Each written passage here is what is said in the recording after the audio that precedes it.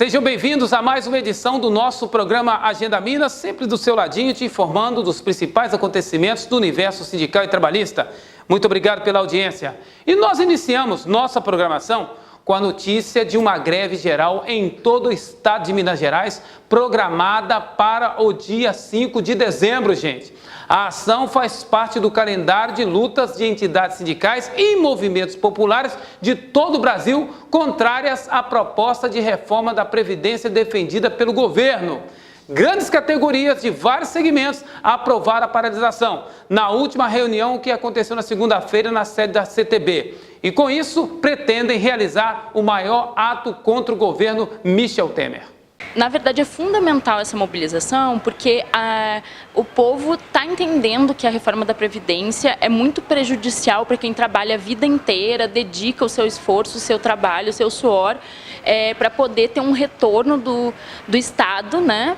No final da sua vida.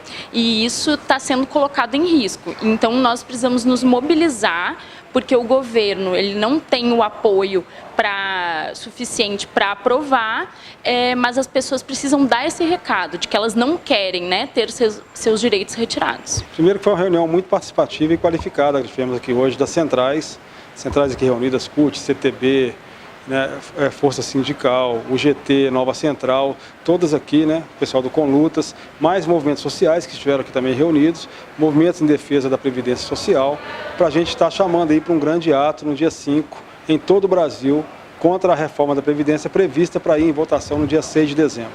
Então é importante que todos os trabalhadores e trabalhadoras tenham consciência que o governo tem colocado uma propaganda mentirosa, falando de privilégios, né, de privilegiados, que não somos nós trabalhadores, e colocando aí a reforma da Previdência que vai nos prejudicar muito. Sem dúvida alguma, o prejuízo não é pequeno aos trabalhadores, não é diferente aos vigilantes. Nós lembramos que em 95, na mini-reforma do presidente Fernando Henrique, os vigilantes foram severamente prejudicados. E nós não vamos suportar um outro prejuízo. Por essa razão e outras, nós, os vigilantes, estamos inseridos nesse movimento, vamos parar as nossas atividades, assim como rodoviários, bancários, entre outras categorias. Acho que a reforma ela não insere os trabalhadores na discussão e, sem dúvida alguma, vai trazer muito prejuízo a curto e longo prazo aos trabalhadores brasileiros. Nós representamos várias categorias, inclusive os comerciários, várias categorias de servidores públicos. E dia 5 nós estamos engrossando essa luta junto com as outras centrais, conclamando e convocando a todos os trabalhadores brasileiros. Nós que temos cerca de 180 sindicatos filiados, representamos quase 4 milhões de trabalhadores, estamos convocando essa massa para unir força com as centrais, para derrubarmos essa falcatrua, esse golpe do governo federal que está tentando enfiar a goela abaixo essa reforma da Previdência. O governo está fazendo uma campanha mentirosa nos meios de comunicação, dizendo que não vai mexer com a Previdência, que só vai aumentar a idade de mulheres para 62 anos e homens para 65. E isso daqui 20 anos. O que não é verdade. Não é verdade porque, de imediato, os trabalhadores vão ter que aumentar a contribuição, de imediato os trabalhadores não vão poder se aposentar, vão só se aposentar com a contribuição para você receber o valor máximo do benefício que você tem direito, só com 40 anos de contribuição, isso ele não fala. Percebe? Então, o governo está fazendo uma campanha para enganar a população. Agora, ele mente na mídia aberta, paga a mídia aberta com dinheiro público para mentir e enganar o povo brasileiro de que a reforma da Previdência é necessária para não quebrar. Isso é mentira. E quem mostrou que é mentira desse governo golpista foi a CPI, que mostrou que existe um déficit, que existe uma dívida com a Previdência Social de R$500 bilhão. E quem deve são os empresários, que provavelmente é quem está bancando esse governo e os congressistas para simplesmente ferir o direito dos trabalhadores brasileiros.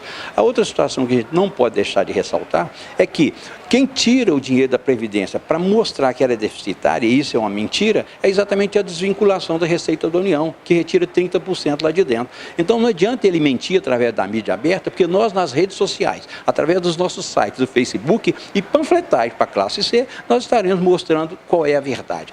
A propaganda propaganda do governo, ela vem desmontar o serviço público, porque ela diz que a reforma da Previdência é para acabar com privilégios e diz do servidor público como privilegiado. E não é isso. O servidor público está ali para servir o público. Ele foi concursado e estar ali, e está no lugar onde ele está para atender a população da melhor forma possível. E não passando de governo para governo. Quer dizer, ele tem, a permanência dele é exatamente para não ser subordinado a nenhum governo. Por isso esse governo quer acabar com os servidores públicos e colocar a população contra os servidores públicos. O principal ponto que nós vamos bater é o seguinte: privilegiado é um presidente que se aposentou com 54 anos de idade recebendo 20 mil reais. Nenhum trabalhador tem privilégio nesse país, a não ser ele que fez isso junto com o senhor Meirelles, que também é aposentado e recebe 35 mil reais. Isso é público e notório para todo mundo. Então, se tem privilegiados, se querem acabar com o privilégio, vamos cortar a aposentadoria desses cidadãos que se aposentaram aos 52 anos de idade, aos 54, com salários que muito mais do que o teto que a Previdência Social paga.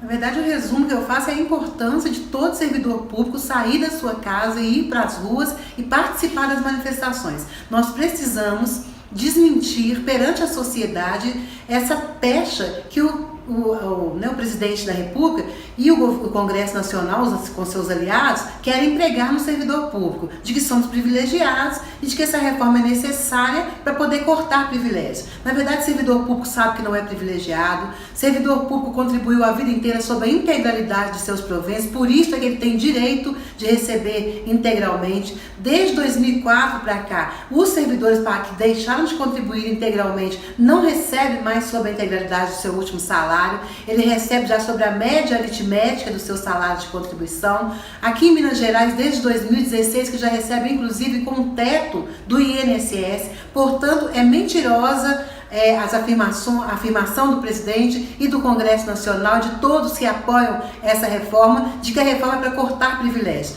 Você está assistindo programa Agenda Minas. E você confere agora uma entrevista exclusiva com Frederico Melo. Ele é técnico do Departamento Intersindical de Estatísticas e Estudos Socioeconômicos, o DIEESE, que faz um resumo de alguns pontos da nova lei trabalhista que revigora desde o dia 11 de novembro. No ar.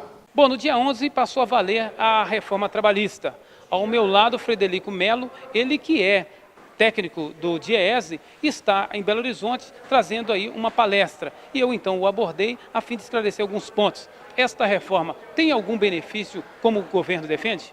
Não, ela não traz benefício nenhum para a classe trabalhadora. Ao contrário, ela tira a proteção da classe trabalhadora e concede proteção para as empresas e para as entidades empregadoras. Então, tanto o Estado quanto o sindicato têm mais dificuldade de proteger trabalhadoras e trabalhadores, enquanto as empresas ganham flexibilidade, autonomia e diminuição de custos. E vocês, como técnico atuando na área, tem algum exemplo semelhante a alguma parte do mundo que se praticou uma mudança tão radical quanto essa? Olha, de uma única vez, não. A Espanha passou por uma série de mudanças trabalhistas com impactos muito graves para a sociedade espanhola em termos de aumento da desigualdade social, mas foram mudanças sucessivas que aconteceram ao longo do tempo. No Brasil, eles alteraram mais de 100 artigos da CLT de uma vez só, sem discutir com a sociedade e sem dar tempo para a classe trabalhadora entender o que estava acontecendo. Então, substancialmente, essa mudança lá fora, por exemplo, a Espanha, não trouxe benefícios. Essa no Brasil, o senhor acredita que vai ocorrer, então, o quê? Ela vai trazer malefícios para a classe trabalhadora brasileira. A tendência é os salários diminuírem, a qualidade do emprego piorar e a economia como um todo perder vigor, porque, na verdade, a economia depende do mercado consumidor. Como os salários, os empregos vão diminuir, então a economia vai perder vigor. Agora, outro ponto importante é sobre a medida provisória que o governo acabou lançando na semana posterior à validação da reforma que virou lei. Bom, O que esta medida trouxe, segundo o governo, é que vem ajustar alguns pontos e trazer mais benefícios e lisura com relação à salubridade das grávidas e à jornada. Mas como vocês, o DIEESE, avaliam essa medida provisória? A reforma antitrabalhista mexeu em mais de 100 artigos da CLT. A medida provisória mexe em relativamente poucos pontos da CLT e a grande maioria desses pontos que foram alterados não prevêem avanço nas garantias dos direitos. Na verdade, o governo quis se antecipar a uma interpretação por parte da Justiça do Trabalho numa série de itens, como a validade das novas regras para os contratos em vigência, a questão do dano moral. Então, na verdade, a intenção do governo foi simplesmente impedir que a Justiça do Trabalho tomasse partido a favor da classe trabalhadora brasileira. O movimento sindical está preocupadíssimo com relação a essas mudanças. Um dos pontos que eles mais questionam é com relação à possibilidade de ter sido oficializado até o pagamento menor que o salário mínimo vigente no país. Não, isso é verdade. A lei permite que a pessoa receba menos do que o salário mínimo. Uma das formas mais brutais de contratação que a lei garante é o chamado contrato intermitente, em que a pessoa espera ser chamada pela empresa para trabalhar e, consequentemente, só ganha pelas horas efetivamente trabalhadas e alguns reflexos. Então, ele pode ganhar R$200 dependendo do número de horas que trabalhar para a empresa.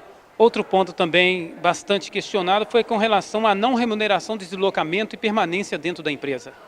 Exatamente, eles tiram o tempo de troca de uniforme como fazendo parte da jornada, tiram as horas de deslocamento como parte da jornada, até mesmo tempo para ofícios religiosos, rezas ou conversa com o colega, a reforma antitrabalhista permite que seja descontado da jornada de trabalho. E com relação a acidentes de trabalho, como é que ficou? Olha, esse talvez seja um dos poucos pontos que, para o contrato intermitente, a medida provisória trouxe um certo alívio, porque antes, se a pessoa estivesse em contrato intermitente e sofresse um acidente, ela estaria totalmente desprotegida. E agora a medida provisória fala que o INSS vai arcar com a licença dela. Mas a reforma como um todo, na verdade, prevê um grande descolamento, uma grande desresponsabilização por parte das empresas em relação à saúde dos seus funcionários. Por exemplo, com a terceirização, porque a terceirização agora é ampla e restrita e, consequentemente, as empresas vão terceirizar as áreas mais perigosas, mais insalubres e não se responsabilizar pelos efeitos na saúde da pessoa trabalhadora. Agora, Fred, nos explica como vai ficar a situação da aposentadoria, já que com essas mudanças será mais difícil a pessoa aposentar e também com relação a aumentar fundos de garantia e outras seguridades. Como vai ficar, então, esta reforma previdenciária frente à reforma trabalhista que já está em vigor?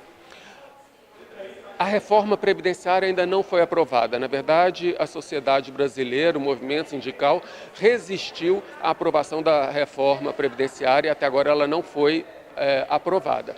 Mas com a reforma antitrabalhista já em vigor, a classe trabalhadora, os trabalhadores e as trabalhadoras terão ainda mais dificuldades em se aposentar sob as regras atuais. Porque pelo INSS a pessoa precisa de 15 anos de contribuição para poder se aposentar, além de ter uma determinada idade mínima. Tanto homem quanto mulher. Agora imagine, então, trabalhando aos pouquinhos para acumular 15 anos. Exatamente. Então, com a terceirização, o contrato intermitente, o trabalho de autônomo, todas essas formas de contratação são formas que contam menos como tempo de contribuição para a Previdência. E retardará ainda mais isso. Retardará a possibilidade, em alguns casos até mesmo tornará impossível a que a pessoa se aposente sob as regras atuais, sem dizer as regras que eles estão propondo na reforma previdenciária. E com as regras caso a reforma previdenciária aconteça? Aí piora muito mais, porque o tempo mínimo que eles estão exigindo para a pessoa poder se aposentar seria de 25 anos de contribuição. Você está assistindo o programa Agenda Minas. Obrigado pela audiência, obrigado pela credibilidade. Sábado que vem estamos aqui com o nosso Agenda Minas informando você. Deus te abençoe, um excelente e ótimo final de semana. Até sábado.